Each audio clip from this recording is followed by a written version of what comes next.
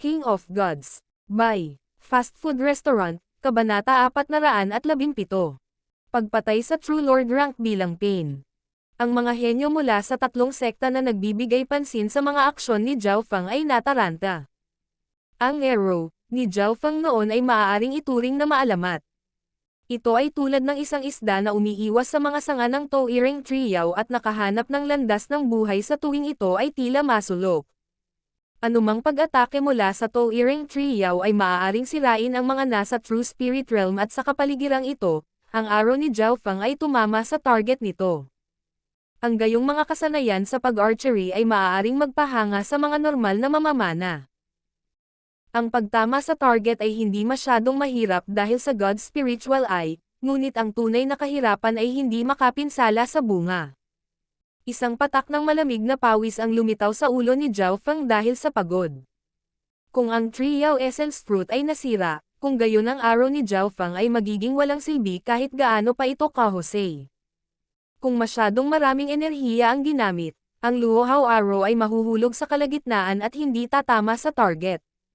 Sa kabaligtaran, kung ang lakas ng kidlat sa arrow ay sobra, sisirain nito ang Triyaw Essence Fruit. Kinailangan ni Zhao Feng na kontrolin ang lahat ng perpekto at kahit na ayusin ang Luohao arrow gamit ang kanyang God's spiritual eye sa kalagitnaan. Nagpakawala ng hininga si Zhao Feng ngunit hindi binawi ang Luohao arrow. Hanggat naglalagay si Zhao Feng ng kaunting lakas sa loob ng Luohao bow, kaya niyang ibalik ang Luohao arrow. Sa teorya, dahil ang Luohao arrow ay tumusok sa Triyaw Essence Fruit, ibabalik din ito ang mga samsam sa digmaan. Ito ang ligtas na paraan ni Zhao Feng para makakuha ng Triyaw Essence Fruits. Dalawang salik ang kailangan para mangyari ito. Ang kontrol ng God's spiritual eye at ang tatlong sekta ay kailangang makagambala sa towering Triyaw. Kung wala ang tulong ng tatlong sekta, ang towering Triyaw ay makakasagabal kay Zhao Feng sa kalagitnaan. Oras na para makuha ang gantimpala ko. Inihayag ni Zhao Feng ang hitsura ng pag-asa. Ang palaso noon ay nakatutok sa prutas. Ngayon ay kailangan niya itong bawiin.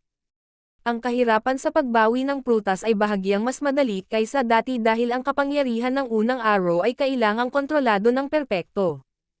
Ang sobrang lakas ay masisira ang prutas at masyadong maliit ang hindi makakatama sa target. Gayunpaman, hindi nagkaroon ng mga problema ang pagkuha ng arrow pabalik. Ang Triyaw Essence Fruit ay kabilang sa towering Triyaw at ang prutas ay magiging nababanat mula sa mga pag-atake mula sa towering Triyaw at sa halip ay madagdagang muli. Sinisikap ng brat na iyon na.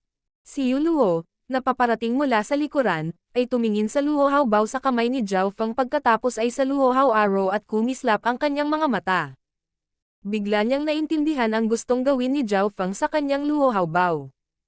Hanggat naglagay si Zhao Feng ng kaunting True Spirit Chi, babalik ang Luohao arrow at ibabalik ang Triyaw Essence Fruit kasama nito.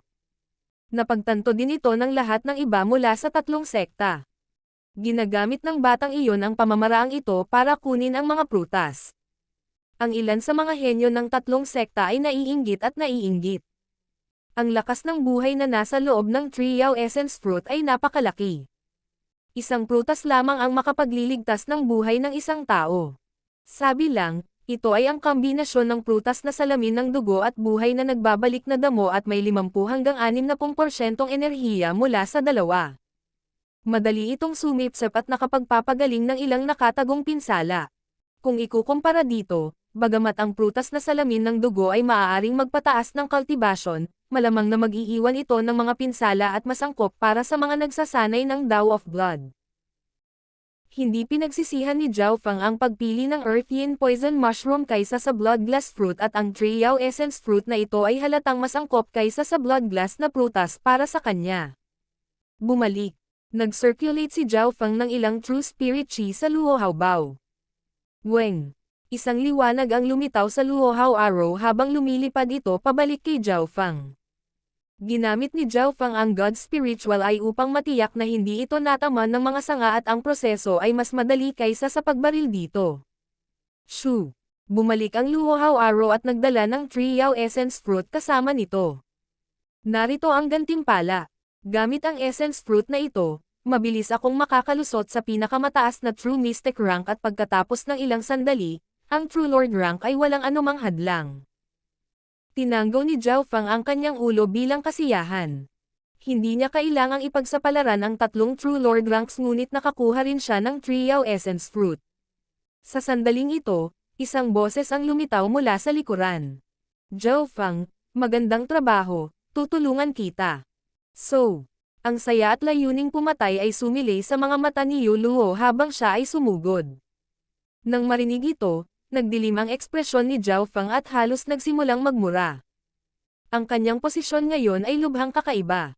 Ang mga ugat sa lupa ay hindi makaabot sa kanya at ang mga sanga ng Towering Triao ay napakalayo. Nangangahulugan ito na hindi na kailangan ni Zhao Fang ang tulong ni Yu Luo. Ang gustong gawin ni Yu Luo ay napakalinaw. Napakatuso ng Yu Luo na ito. Oo, napakamahalagang kayamanan na napupunta kay Yu Luo ngayon. Napakalas ng brat na iyon. Napakaraming hirap na nauwi sa wala.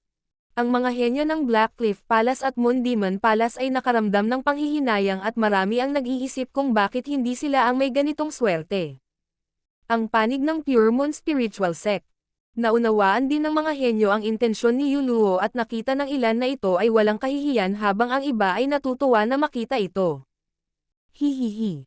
Ang mantis ay umaambas sa cicada ngunit sa likod nito ay nakakubli ang Oriole. Tumalon ang kasiyahan sa puso ni Yu Luo. Sinundan niya si Zhao Fang dahil gusto niyang tanggalin siya, ngunit tila mahal siya ng langit at binigyan siya ng swerteng ito. Patayin si Zhao Fang. Kunin ang prutas at pagkatapos kong masipsip ito, mabilis kong maaabot ang huling yugto ng True Lord rank. Sa oras na iyon, si Ye Yanyo, ang asong iyon, ay kailangang bigyan ako ng mukha. Ang puso ni Yu Luo ay nag-uumapo sa kaligayahan at itinaas ang kanyang bilis sa maximum at pinalapit si Zhao Fang. Sa kanyang maagang yugto ng True Lord rank cultivation, napakadaling pumatay ng True Mystic rank na nagmula sa isang village.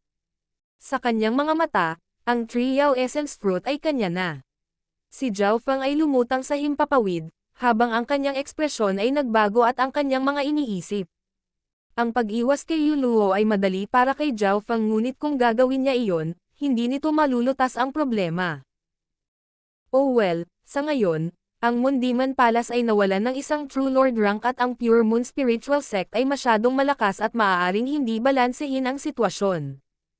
Nagdesisyon si Zhao Fang na patayin si Yu Luo. Ngayon ang problema, paano niya papatayin si Yu Luo?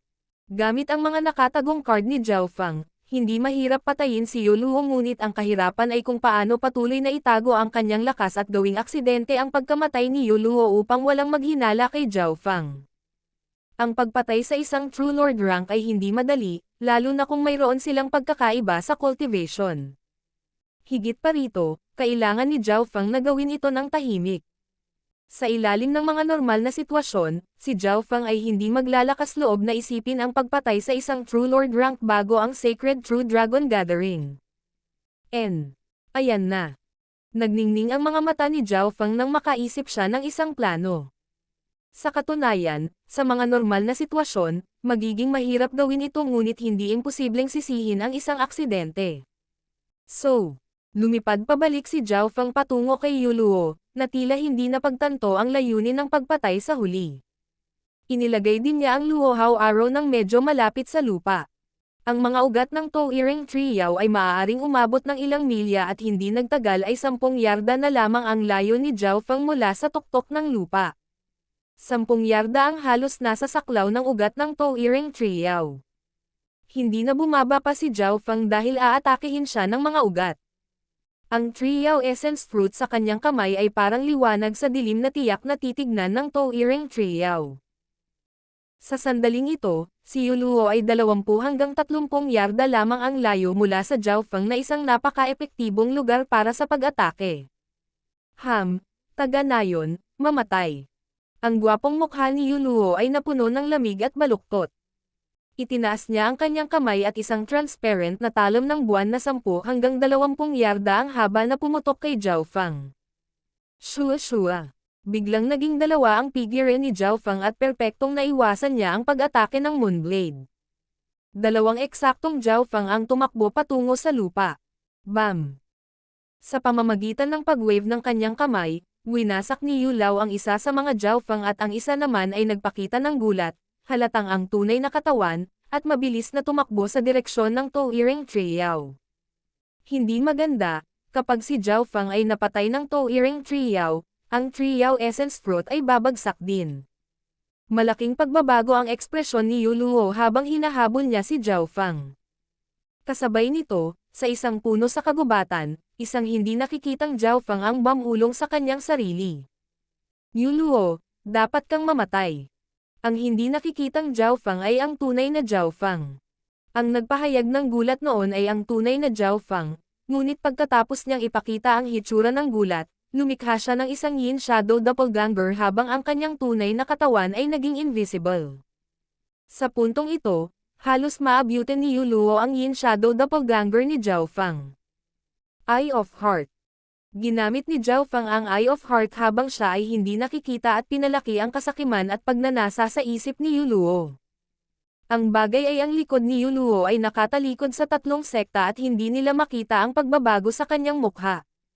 Ang pinakamahalaga, ang tunay na katawan ni Jiaofang ay hindi nakikita at ginagamit ang mga puno bilang takip, walang nakakita sa kanya. Shua. Ang Yin Shadow Doppelganger ni Jiaofang ay sumisid sa isang butas sa lupa at kumupas. Ang aking Triao Essence Fruit. Nawala sa isip si Yu Luo sa walang katapusang pagnanais at kasakiman at sa ilalim ng Eye of Heart ni Jiaofang, sumisid siya sa butas. Bam bam bam. Shua. Dose-dosenang mga ugat ang umabot sa lupa at ibinalot ang kanilang sarili kay Yu Luo. Mukhang kanina pa sila handa. Hindi maganda. Nagbago ang mga ekspresyon ng mga henyo mula sa Pure Moon Spiritual Sect. Arg! Napaungol si Yu Luo, ngunit ang kanyang sigaw ay natigil sa kalagitnaan at siya ay napilipit sa kamatayan, naging bagong pataba. King of Gods, Kabanata 418. Pagtaas ng paglilinang. Brother Yu Luo. Ang eksena sa harap ng kanilang mga mata ay nagpahiyaw sa dalawang babae mula sa Pure Moon Spiritual Sect. Huminga ng malalim ang mga henyo mula sa Blackcliff Palace at Moon Demon Palace habang sila ay naguguluhan at nagulat. Paano lalapit si Yu Luo sa lupa? Marahil siya ay napuno ng kasakiman, nawala ang kanyang isip at hindi sinasadyang pumasok sa hanay ng mga ugat. Hihihi, isang True Lord rank ay nalinlang ng isang pekeng imahe. Magandang bagay ang balabal ng brat na iyon. Ang mga mula sa iba pang dalawang sekta ay halatang tuwang-tuwa. Masyadong malakas ang lakas ng Pure Moon Spiritual Sect at kahit na magsama ang Blackcliff Palace at Moon Demon Palace, maaaring hindi nila sila matalo. Ngayong nawalan ng True Lord rank ang Pure Moon Spiritual Sect, bumaba ang kanilang lakas at naging mas balanse ito. Dahil sa pagkamatay ni Yu Luo, hindi ito matanggap ng mga henyo ng Pure Moon Spiritual Sect, ngunit nangyari na ito at wala nang mababago. Saan nagpunta ang Jiaofang na iyon? Mayroon ba siya parte sa pagkamatay ni Brother Yu Luo? Ang mga mata ng dalawang lalaki mula sa Pure Moon Spiritual Sect, na may magandang relasyon kay Yu Luo ay kumislap na may hinala. Shua. Isang kidlat ang lumitaw sa mga puno. Jiaofang. Ang mga tingin ng tatlong sekta ay dumapo kay Jiaofang. Si Jiaofang ay nagpanggap na nataranta at nagngangalit ang kanyang mga ngipin. Nais akong patayin ni Yu Luo at kunin ang aking Triao Essence Fruit. Nakita ba iyon ng lahat? Kaya ganito ang pakikitungo ng matuwid na Pure Moon Spiritual Sect sa mga bisita nito. Nang walang ibang sinasabi, sinimulan niyang sisihin si Yu Luo. Saan nagpunta ang Yu Luo na iyon?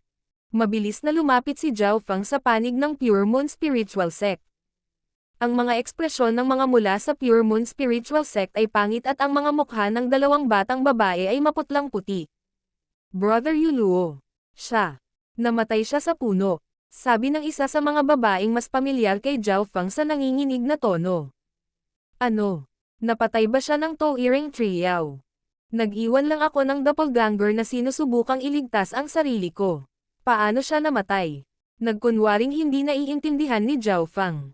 Nang mamatay si Yu Luo, nagtago si Jiaofang sa mga puno at hindi nakikita. Walang nakakita sa kanya na gumawa ng kahit ano. Ito ang unang punto. Pangalawa, ang likod ni Yu Luo ay nakaharap sa mga tao at ang pagbabago sa kanyang ekspresyon dahil sa Eye of Heart ay hindi nakita. Iniisip lamang ng lahat na si Yuluo ay nawala sa kanyang isip at natatakot na si Zhao Feng at ang Triao Essence Fruit ay mamamatay ng magkasama, kaya lumukso siya at nakalimutan ang tungkol sa mga ugat ng Touring Triao. Siyempre, mayroon pa ring isang detalye na hindi napagtanto ng karamihan. Kinuha ni Zhao Feng ang Triao Essence Fruit at naglakbay malapit sa lupa ng ilang sandali. Ang Triao Essence Fruit ay ang essence ng Touring Triao at parang sarili nitong anak. Nang sinadya ni Zhao Feng na lumapit sa lupa, ang Touring Triao ay nakakuha ng maraming ugat sa malapit. Ang lahat ng ito ay nakita ng God's spiritual eye ni Zhao Feng. Kung tungkol sa pagdating ni Yuluo, ang malaking bilang ng mga ugat ay natipon na doon at agad siyang pinatay. Ang panig ng Pure Moon Spiritual Sect. Ang mga emosyon ng ilang mga disipulo ay hindi maipaliwanag nang makita nilang hindi pa rin nakuha ni Zhao Feng ang nangyayari. Ayon sa Loika, si Zhao Feng ay namatay sa Touring Triao at si Zhao Feng ay wala doon at sa halip ay ang biktima. Ang lahat ng ito ay nangyari sa harap ng kanilang mga mata. Una sa lahat, wala si Zhao Feng. Pangalawa, siya ang biktima at pangatlo, malaki ang pagkakaiba ng cultivation ng dalawa. Brat na nagngangalang Zhao. Bagamat hindi mo pinatay si Brother Yuluo, may bahagi ka pa rin dito. Tama iyan. Kung hindi dahil sa iyo, hindi sana namatay si Brother Yuluo. Mabangis na sabi ng dalawang disipulo na may magandang relasyon kay Yuluo. Agad na natahimik si Zhao Feng. Anong klaseng loika ito? Tumahimik kayong lahat, biktima rin si Zhao Feng. Kung hindi gaanong sakam si Brother Yuluo, hindi sana siya namatay. Ang isa sa mga batang babae na pamilyar kay Zhao Feng ay hindi napigil ang sabihin at ang mga disipulo ng Pure Moon Spiritual Sect ay nagpasya na maghintay hanggang sa bumalik si Yeonyo upang magpasya kung paano ito lutasin. Pagkatapos ng lahat, ang Pure Moon Spiritual Sect ay isang matuwid na puwersa at si Zhao Feng ay may deal kay Yeonyo. Brat, mas mabuting ibigay mo ang prutas bago bumalik si Sister Yeo. Sabi ng isang pinakamataas na True Mystic rank na lalaki habang kumikislap ang kanyang mga mata na sinusubukang itago ang kasakiman. Sa kanyang pinakamataas na True Mystic rank cultivation, nagkaroon siya ng malaking pagkakataon na makapasok sa True Lord rank kung kakainin niya ang Triao Essence Fruit. Ang agwat sa pagitan ng True Mystic rank at True Lord rank ay napakalaki. Ngumiti si Zhao Feng at hindi nag-abalang sumagot. Sa halip, inilabas niya ang Triao Essence Fruit at sinimulan itong kainin ng kagat-kagat. Ang Triao Essence Fruit ay kasing laki ng isang pakwan at kailangan ni Zhao Feng ng ilang sandali upang matapos ito. Triao Essence Fruit. Bata, ang lakas ng loob mo. Ang dalawang lalaki, na may magandang relasyon kay Yuluo, ay umungal at tumalon patungo kay Zhao Feng. Hehe. Kaya wala kayong pakialam sa pagkamatay ni Yuluo ngunit gusto ninyong kunin ang Triao Essence Fruit sa halip. Sabi ni Zhao Feng sa panunuya. Mamatay. Nag-iba ang ekspresyon ng dalawang disipulo habang umaatake sila. Ang isa sa kanila ay nagpadala ng mahinang liwanag ng buwan na espada, na maaaring tumagos sa isang bundok, habang ang isa naman ay nagpatawag ng alon ng liwanag ng buwan na maaaring pumatay sa isang maliit na kawan ng hayop. Whoosh! Naglaho ang figure ni Zhao Feng at sa isang kidlat, lumitaw siya sa kabilang panig, dahan-daw ang kinakain ang kanyang Triao Essence Fruit. Patayin. Ang dalawang disipulo ay patuloy na umaatake kay Zhao Feng. Shua-shua. Boom boom. Nag-flash ang figure ni Zhao Feng at gaano man kalakas ang pag-atake ng dalawa, hindi man lang nila mahawakan ang kanyang damit. 10 paghinga mamaya. Tinapos ni Zhao Feng ang pagkain ng Triao Essence Fruit. Pulang-pula ang mukha niya at bumungad sa kanya ang aura na puno ng buhay. Ang dalawang disipulo ay nagngangalit ang kanilang mga ngipin sa puot at nagbubuga sa loob at labas. Malinaw na hindi nila sinasadyang guluhin si Zhao Feng. Ang kanilang tunay na layunin ay ang Triao Essence Fruit. Gayunpaman, ang bilis ni Zhao Feng ay umabot sa hindi kapanipaniwalang antas. Pinaglaruan niya ang mga ito at tinapos niyang kainin ang Triao Essence Fruit habang hinahabol ng dalawa.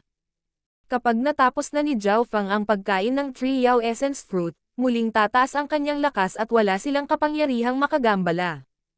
Talagang malakas ang epekto ng Triao Essence Fruit.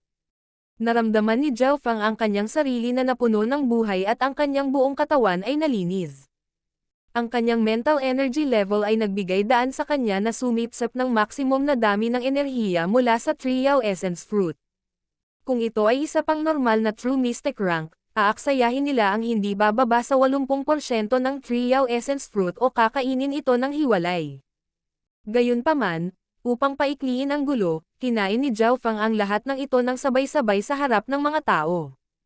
Dahil sa kanyang mataas na mental energy level, si Zhao Feng ay maaaring sumipsap ng hindi bababa sa 60% ng Triao Essence Fruit, na nagpapahintulot sa kanya na magpatuloy mula sa huling yugto ng True Mystic Rank hanggang sa pinakamataas na True Mystic Rank. Sa puntong ito, mabilis na tumataas ang aura ni Zhao Feng. Ang kanyang balat ay sariwa at malambot, na nagbibigay sa mga tao ng pakiramdam na siya ay nagiging mas bata. Ang pagtaas ng habang buhay at hitsura ay isang side effect na mayroon ang Triao Essence Fruit. Ang tunay na kakayahan ng Triao Essence Fruit ay pataasin ang Yuan Qi ni Zhao Feng. Hindi nagtagal, nagsimulang lumapit ang cultivation ni Zhao Feng sa pinakamataas na True Mystic Rank. Kung ito ay isa pang normal na late stage na True Mystic Rank, hindi sila mapapabuti ng ganoon kabilis, kahit na mayroon silang Triao Essence Fruit. Gayunpaman, ang antas ng enerhiya ng isip ni Zhao Feng ay umabot sa maagang yugto ng True Lord rank at mas malakas pa kaysa sa normal na unang yugto ng True Lords. Kapag ang antas ng enerhiya ng isip ng isang tao ay sapat na mataas, ang kanilang paglilinang ay tataas din ng mabilis. Sa puntong ito, ang tatlong True Lords ay nagsisikap na bumalik mula sa kailaliman ng Towering Triao. Si Qigui mula sa Black Cliff Palace ay gusot at sa wakas ay nakakuha ng isang Triao Essence Fruit. Si Zhuang Wonner mula sa Moon Demon Palace ay nakakuha din ng Triao Essence Fruit samantalang ang maliit na pas ang magnanakaw at si Yeyanyo ay parehong nakatanggap ng tig-isang Triao Essence Fruit at ang maliit na pas ang magnanakaw ay kumain na ng isa nito. Gayunpaman, ang pag-alis sa kailaliman ng Towering Triao ay mas mahirap kaysa sa pagpasok. Woo! Ang Towering Triao ay umungal at ang mga sanga nito ay lumipad, na nagpapadala ng nakakatakot na hangin sa lahat ng dako. Ang loob ng Towering Triao ay natatakpan ng alikabok at ground shoot. Shoo shoo shoo. Ang mga ugat ay lumitaw mula sa lupa na bumuo ng isang lambat at hamarang sa ruta ng pagtakas ng tatlong True Lord ranks. Ang Triao Essence Fruit ay parang mga inapo ng Towering Yao Tree at ang panunood sa kanila na ninakaw sa harap ng mga mata nito ay isang bagay na hindi nito pinaninindigan. Para manatili ang mga salarin, halos mabaliw ang Towering Triao at sinira pa ang ilan sa mga sanga at ugat nito. Nangangahulugan ito na kahit na kaya ng Towering Triao na manatili ang tatlong True Lord ranks, masasaktan din ito. Ngunit ang galit na si Towering Triao ay wala nang pakialam. May isa lang tayong pag-asa sa buhay kung magkakasama tayong tatlo. Sumigaw si Zhuang Wonner at pinalaganap ang kanyang lihim na pamamaraan ng demonyo na halos masunog ang kanyang True Spirit Chi. Isang kakaibang madilim na aura ang nakapalibot sa kanya at nilalamon ang bawat atake mula sa labas ng mundo. Ano ang isang espesyal na lihim na pamamaraan? Tumingin si Zhao Feng gamit ang God's Spiritual Eye at nakatitiyak na ang field sa paligid ng Zhuang Wonner ay makakain ng anumang pag-atake sa ilalim ng Origin Core Realm at kahit na ang normal na Origin Core Realm na pag-atake ay hihina ng 30 hanggang 40%. Iyon ang Demonic Moon Force Field ng Moon Demon Palace, na improvised mula sa Heavenly Demon Power Field. Magdodouble ang kapangyarihan nito sa liwanag ng buwan. Kasabay nito, parehong ginamit ni Qigui at Yeyanyo ang kanilang mga lihim na pamamaraan dahil ang kanilang buhay ay nakasalalay dito. Ang tatlong True Lord ranks na ito ay nagmula sa mga 2-star sects at halatang may mga card sila kung naabot nila ang kailaliman ng Towering Triao. Sa gitna nila, naglabas si Yeyanyo ng kakaibang jade slip na dinurog niya at lumitaw mula rito ang isang banal na diyosa na nakasuot ng buwan. Ano ang nangyayari? Hindi ba't iyon ang diyosa ng tiyahin ng sekta ng ating sekta? Iyan ay isang protective item na ginawa mula sa mga eksperto sa Void God Realm sa pamamagitan ng paggamit ng kanilang Blood Essence at Void God Realm na materyales. Maaari itong magbigay kay Sister Yen ng ika-10 bahagi ng depensa ni Saint Moon Anti-Goddess o isang strike. Ang mga disipulo ng Pure Moon Spiritual Sect ay nagpakawalan ng hininga. Pagkatapos matanggap ang Void God Protection, si Yeonyo ay makakapagpatigil ng ilang sandali kahit na laban sa mga nasa Origin Core Realm. Tulad ng inaasahan ng isang 2-star sect. Ang ganitong mga pamamaraan ay hindi maiisip. Mahirap isipin kung gaano kalakas ang 3-star at 4-star factions. Inaasahan ni Zhao Feng ang hinaharap. Sa sandaling ito, ang kanyang True Spirit Chi ay lumagpas sa isang hadlang at pinayagan siyang maabot ang pinakamataas na True Mystic rank. King of Gods, Kabanata 419. Hinala. Noong nasa delikadong sitwasyon ang tatlong True Lord ranks, naabot ni Zhao Feng ang pinakamataas na True Mystic rank sa tulong ng Triao Essence Fruit. Dahil nagmamadali siyang kumain ng Triao Essence Fruit, hindi lubos na naabsorb ni Zhao Feng ang enerhiya. Ang kanyang source of true spirit ay hindi na maaaring lumawak pa dahil naabot na nito ang limitasyon nito. Para walang sayangin, tinatakan ni Zhao Feng ang bahagi ng Triao Essence Fruit sa Watermoon Pirate Source of True Spirit. Sa tuktok ng Watermoon Pirate Source of True Spirit, ito ay mas malaki at dalisay kaysa kay Zhao Feng. Gayunpaman, ang Source of True Spirit na ito ay nasa bingit ng maubos. Ngunit pagkatapos na pumasok dito ang puwersa ng buhay ng Triao Essence Fruit, nagsimula itong gumaling. Ang source of true spirit ng Watermoon Pirate ay hindi lamang pangalawang imbakan. Maaari rin itong masunog sa mga kritikal na sandali. Alam din ni Zhao Feng na isa ito sa kanyang mga baraha, ngunit wala pang sitwasyon na kailangan ni Zhao Feng na sunugin ito. Ang pagsunog ng source of true spirit at true spirit chi ay iba. Ang pagsunog sa True Spirit Chi ay madaragdagan ang lakas ng labanan at makakasira sa pundasyon kung ito ay magpapatuloy ng mahabang panahon, samantalang ang pagsunog sa Source of True Spirit ay sumisira sa sariling paglilinang at ang isa ay nagbabayad ng mabigat na halaga. Ang pagtaas ng lakas ng labanan ay babalik ng ilang beses. Kung sinunog ng isang tao ang Source of True Spirit ng masyadong mabangis, iyon ay pagsira sa sarili. Matapos ang pambihirang tagumpay sa cultivation, binigyang pansin din ni Zhao Feng ang tatlong True Lord ranks. Mga walang hiyang tao. Manatili sa likod. Ang Toiring Triao ay napaungol sa galit at nabaliw. Sinira nito ang ilan sa sarili nitong mga sanga at ugat upang harangin ang mga taong ito na nagnakaw ng mga inapo nito. Kailangang malaman ng isa na ang Toiring Triao ay halos nasa antas ng Origin Core Realm at sa ilalim ng nakakabaliw na pag-atake nito, malaki ang posibilidad na papatayin nito ang tatlong True Lord ranks. Sa kanila, si Yeonyo ang pinaka-pressure dahil siya at ang maliit na magnanakaw na pusa ay kumuha ng dalawang Triao Essence Fruits at pinakakinamumuhian ng Toiring Triao. Sa kabutihang palad, ang kanyang nakatagong card ay napakalakas din at isang Void God Protection. Ang Moonrobe Goddess sa likod ni Yeonyo ay ang kanyang master, Saint Moon Anti-Goddess. Kung ito ay isang normal na Origin Core Realm, ang aking Void God Protection ay maaaring malubhang masaktan o mapatay ito sa isang galaw. Ngunit ang puwersa ng buhay ng Toiring Triao ay masyadong malakas at ang mga ugat nito ay umaabot ng ilang milya. Hindi kaagad umatake si Yeonyo. Maaaring gamitin ang Void God Protection para sa depensa at opensa, at maaari itong gumamit ng ikasampung bahagi ng lakas ng isang hari sa Void God Realm. Kung ikukumpara sa huli, mas ligtas ang depensa ngayon. Gamit ang Void God Protection, kaya ni Yeonyo ang kanyang sarili laban sa Toiring Triao. Maging ang Toiring Triao ay nagulat sa aura ng Void God Protection at medyo hamina ang atake nito. Agad na nilapitan ni Zhu ang Warner at Chigwei si Yeonyo at nag-away ang tatlo palabas. May card din si Chigwei at sabay bulalas, uminom siya ng misteryosong likido na nagpalabas ng madilim na ningning sa katawan at naging liwanag na parang multo. Sa isang pag-igting ng kanyang mga ngipin, naglabas siya ng ilang mga multo mula sa kanyang imbakan ng multo at sa mga alulong ay hinihigop sila ng madilim na ningning ni Chigwei. Ito ay nagbigay daan sa katawan ni Chigwei na maging mas ghost soul-based at ang pisikal na pag-atake ay nawala ng 70% ng kanilang orihinal na pinsala. Kawili-wili. Nagulat si Zhao Feng at tumingin ng may interes.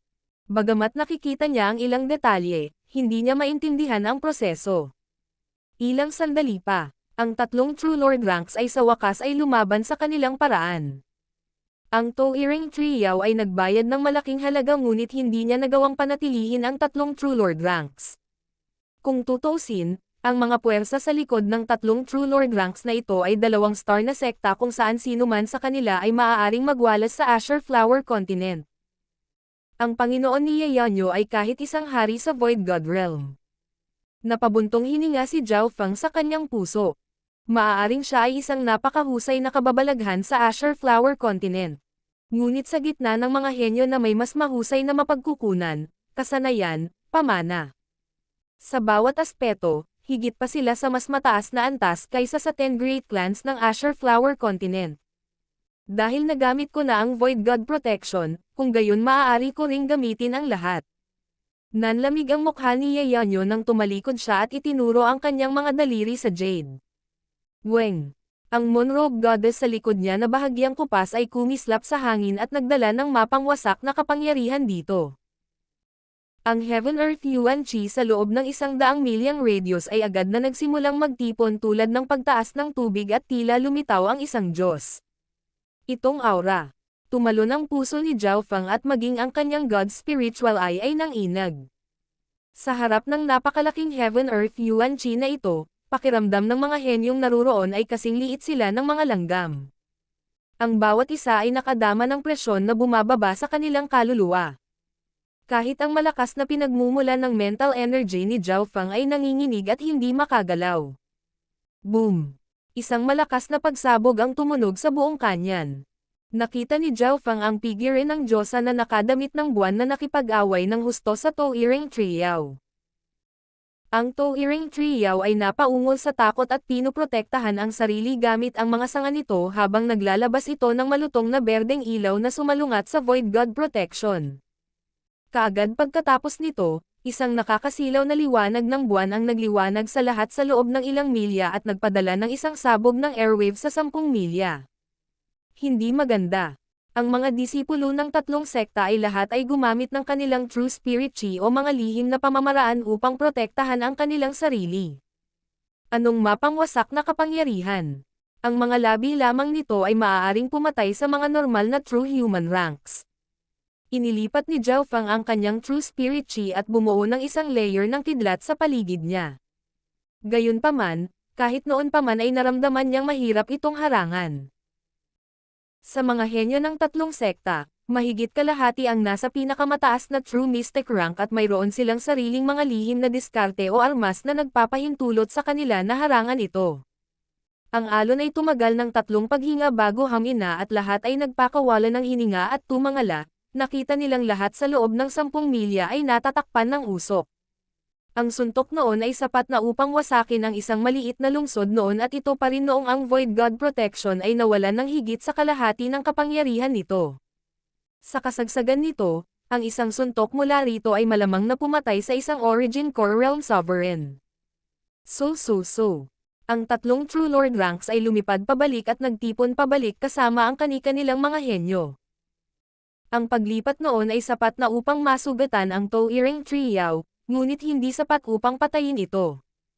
Bulong ni Yeonyo sa sarili. Ang puwersa ng buhay at katawan ng Toiring Trio ay masyadong malakas at ang mga ugat nito ay kumalat ng maraming beses na may pinakamalalim na pababa ng 10 milya. Binuksan ni Zhao Feng ang kanyang God's Spiritual Eye at nakita na ang isang bahagi ng Toiring Trio ay nabasag. Kahit na ang isang bahagi ng Toiring Trio ay napuno ng mga pinsala. Bagaman hindi ito sapat upang patayin ang Toiring Trio, ang isang bahagi nito ay nasugatan at may depekto. Gumalaw ang puso ni Zhao Feng. Ang pinakamahalagang bagay ng Toiring Trio ay hindi ang Trio Fruit Essence kundi ang Wood Spirit Essence Soul. Maaaring palakasin ng Wood Spirit Essence Soul ang kaluluwa at ito ay kapaki-pakinabang para sa mga nasa Origin Core Realm. Kung ang isang cultivator sa True Spirit Realm ay nakakuha ng Wood Spirit Essence Soul, ang pag-abot sa Origin Core Realm ay sandali lamang. Para sa mga cultivator ng Tao of Soul, ang Wood Spirit Essence Soul ay isang bagay mula sa kanilang mga pangarap. Malinaw na alam ito ni Zhao Feng, ngunit alam niya na hindi niya makukuha ng mag-isa ang Wood Spirit Essence Soul. Para makuha ang Wood Spirit Essence Soul, kailangan nilang patayin ang Toiring Trio.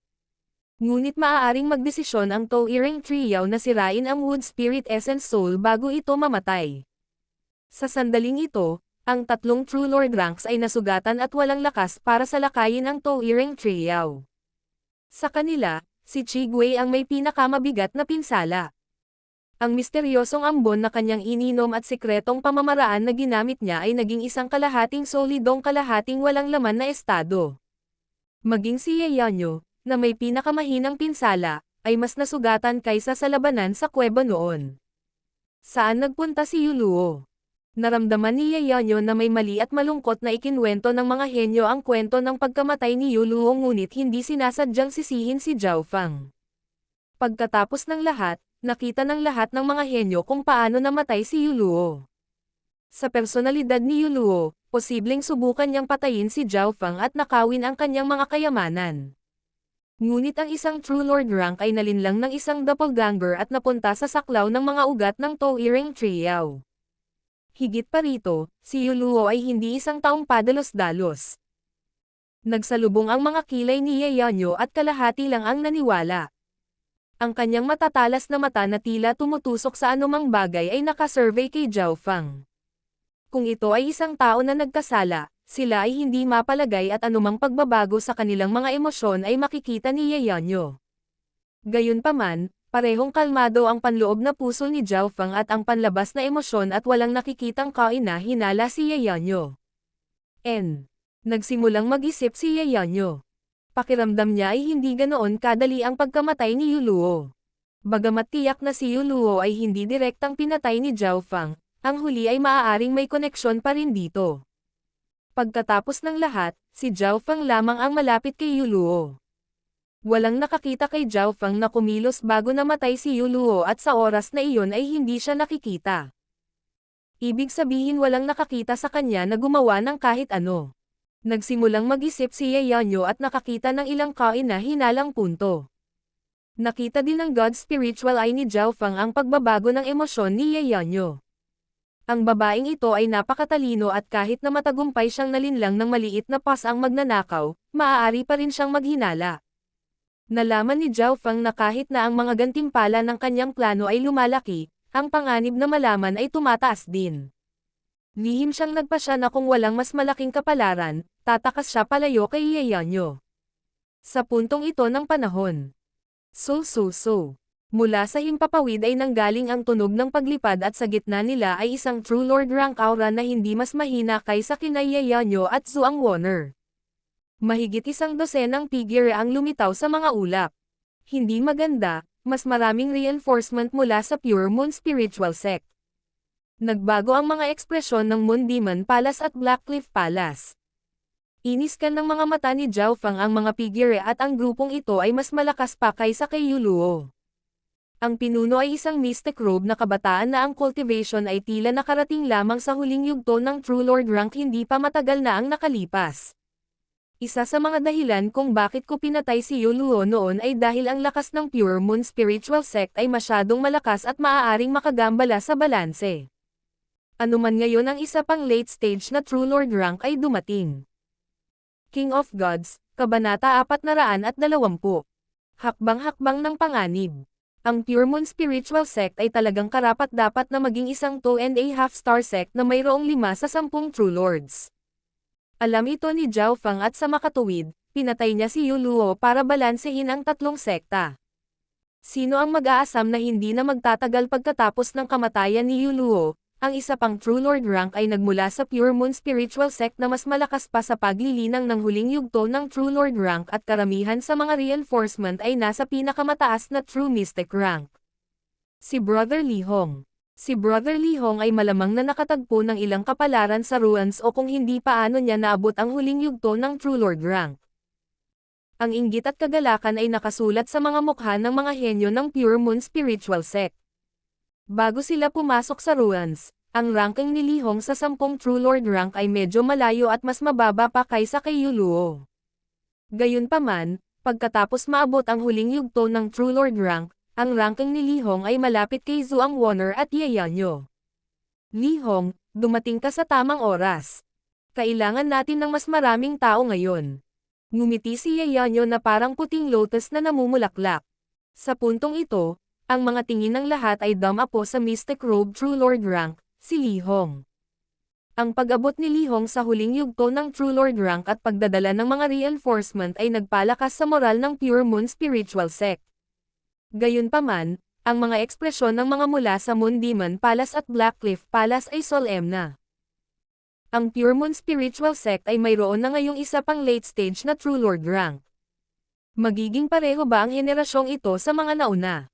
Ang Moon Demon Palace at Blackcliff Palace na pinigilan ng Pure Moon Spiritual Sect kahit na magkasama.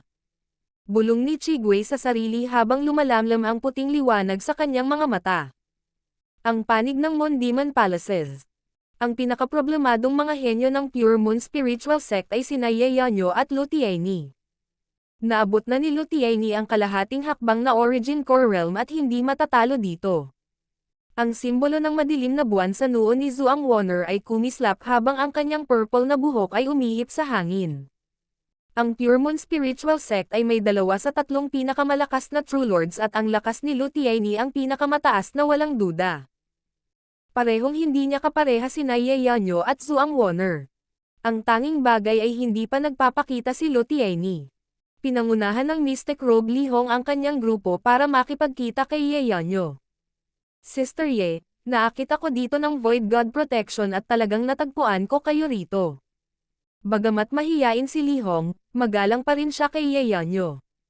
Kaka-rating pa lang niya sa True Lord rank kanina at may kaunting pagkakaiba pa rin sa pagitan niya at Yeonyo at Zhuang Wonner. Ang kapangyarihan ng Void God Protection ay mapangwasak at mararamdaman ito ng lahat sa loob ng 1,000 milya radius. Mukhang mas maaakit lang ang kanya na ito ng mga henyo. Hindi gaanong nagsalita si Zhao Fang habang nakatayo siya sa sulok. Bigla niyang naramdaman ang mga nanlilisik na tingin na nakatingin sa kanya. Ang mga titig na ito ay nagmula sa 2 lalaking disipulo na may magandang relasyon kay Yuluo at gusto nilang kunin ang Triao Essence Fruit ni Zhao Fang ngunit hindi nagtagumpay. Hihihi, napakaganda ng relasyon ni Brother Lee Hong kay Brother Yuluo. Noon, tinulungan pa ni Brother Yuluo si Lee Hong noon. Kahit na hindi si Zhao Fang ang may kasalanan, hindi siya bibigyan ni Brother Lee Hong ng anumang magandang araw kung gusto niya. Tuwang-tuwa ang 2 lalaking disipulo. Brother Lee Hong, nakita mo na ba si Brother Lu? Maingat na sabi ni Yeonyo. Brother Lu. Ang mga tainga ng mga henyo ng Pure Moon Spiritual Sect ay naningkit nang ipakita nila ang mga pagpapahayag ng paghanga at paggalang. Si Brother Lu ay si Lu Tianyi, ang numero 1 True Lord. Nasugatan ang Toe-Earing Triao, ngunit napakahirap pa ring patayin ito. Kung narito si Brother Lu, mayroon tayong 60% pagkakataon. Sabi ni Yeonyo. Siya at si Brother Lu ay magkatulad at mahilig maglakbay ng mag-isa. Gayunpaman, ang halaga ng Wood Spirit Essence Soul ay masyadong mataas at ang prutas, mga sanga at maging ang balat ng Toe-Earing Triao ay mga kayamanan. Ito ay halos kapareho ng pagpatay sa isang hayop sa Origin Core Realm. Nakita ko si Brother Lu ilang araw na ang nakalipas at pinatay niya ang isang Beast Horde, kasama ang ilang True Lord ranks Beast. Gayunpaman, medyo hindi siya pinalad at hinabol siya ng isang Sovereign sa Origin Core Realm na hindi niya nagawang talunin at umatras. Napabuntong hininga si Lee Hong at umiling nang mabanggit si Brother Lu. Masyadong mataas si Lu Tianyi. Hindi maabot ng normal True Lord ranks ang kanyang level. Hindi napigilan ni Zhao Fang ang dilaan nang marinig niya ito. Anong uri ng mga halimaw ang mayroon ang Pure Moon Spiritual Sect? Ang normal True Lord ranks ay tatakbo para sa kanilang buhay kapag nakakita sila ng Origin Core Realm at itong si Lu Tianyi ay nakipag-away sa kanila at nakatakas pa rin. Siyempre, pumunta rin ako dito para sabihin sa iyo ang isang mahalagang impormasyon tungkol sa taong pumasok sa Ruan's Treasured Palace. Kumislap ang mga mata ni Lee Hong. Ruan's Treasured Palace. Nagbago ang mga ekspresyon ng mga mula sa Pure Moon Spiritual Sect. Alam ng lahat na ang taong pumasok sa Ruan's Treasured Palace ay hindi isa sa 10 True Lord at ngayon ay tila may alam si Lee Hong. Sino ta? Kung hindi ito isa sa 10 True Lords, isa ba itong mula sa isa sa mas maliliit na angkan? Madiin ang mukha ni Yeonyo. Ayaw pa rin niyang sumuko. Ang Ruan's Treasured Palace ay ang core ng Purple Saint Ruans at sa pagpasok lamang sa palasyo matatanggap nila ang tunay na mana. Wala sa kanila. Umiling si Li Hong at nagsalita sa tame time na tono. Hindi ka maniniwala sa aking makikita. Ang babaeng pumasok sa Ruan's Treasured Palace ay hindi kabilang sa alinman sa tatlong panig at maaaring hindi rin isang henyo mula sa Tianlu Islands. Ano? Paano? Paano ito posible? Ang mga henyo mula sa Pure Moon Spiritual Sect ay umiling. Kahit ang mga mula sa Black Cliff Palace at Moon Demon Palace na malapit ay hindi naniwala dito. Ibig mong sabihin, isang tagalabas. Ang mga tingin ni Yeonyo at ng kumpanya ay napunta kay Zhao Feng at ang huli ay nagmura sa kanyang puso. Ang bawat mata ay nakatutok kay Zhao Feng dahil siya ay isang tagalabas. Meron din dito na walang inheritance token ng tatlong sekta. Napatingin si Li Hong kay Zhao Feng nang may pagtataka. Napabuntong hininga si Zhao Feng sa kanyang puso. Kung ano ang mangyayari maaga o huli ay sa wakas ay nahayag. Sa ngayon, gumagamit siya ng pananaw ng mga manunood para makuha ang pinakamaraming reward na kaya niya ngunit palaging may kasamang reward ang panganib. Kahit na ang plano ng maliit na magnanakaw na pusa ay mabuti, ito ay lubhang mapanganib din. Gayunpaman, kung hindi nito gagawin ito, mahihirapan si Zhao Feng na manirahan sa Ruans. Zhao Feng, ano ang relasyon mo at ng taong pumasok sa mana? Nanlamig ang mukha ni Yeonyo. Ang kanyang balat ay nagsimulang lumiwanag sa liwanag ng buwan at tila isang diyosa na bumaba nang ilabas niya ang kanyang True Lord rank aura. Hindi ko alam. Dinala ako rito ng isang mahiwagang kapangyarihan at nag-iisang tao. Oh, at ang pasang iyon. Kalmadong umiling si Zhao Feng. Ang kanyang kasalukuyang sitwasyon ay lubhang mapanganib at ikinandado ni Yeonyo at Li Hong. Ang tatlong True Lord ranks mula sa Moon Demon Palace at Black Cliff Palace ay matamang nanunood. Hindi napigilan ni Yeonyo ang bahagyang madismaya. Tinanong na niya ang maliit na pasang magnanakaw tungkol sa sitwasyon ni Zhao Feng noon. Malinaw na hindi sasabihin ni Zhao Feng na konektado siya kay Zhao Yufei kung hindi, ito ay magiging napakagulo. Halos sigurado siyang ang tagalabas na pumasok sa Ruan's Treasured Palace ay si Zhao Yufei dahil ang target ng Purple Saint Ruin ay si Zhao Yufei at si Zhao Feng ay aksidenteng napasok. Malaki ang mundo at maraming puwersa. Kung makapasok ako ng hindi sinasadya, pwede rin ang ibang mga henyo. Baka nagbago na o nasira ang Purple Saint Ruins. Mabagal na sabi ni Zhao Feng. Napakalohikal ng mga sinasabi mo. Ayon sa mga nakatatanda ng sekta, ang enerhiya ng Purple Saint Ruins ay nauubos pagkatapos ng mahabang panahon dito at maaaring may mga kahinaan. Ang Mystic Robe na si Li Hong ay talagang sumang-ayon kay Zhao Feng. Kung si Zhao Feng ay isang aksidente, maaaring magkaroon ng mas maraming aksidente.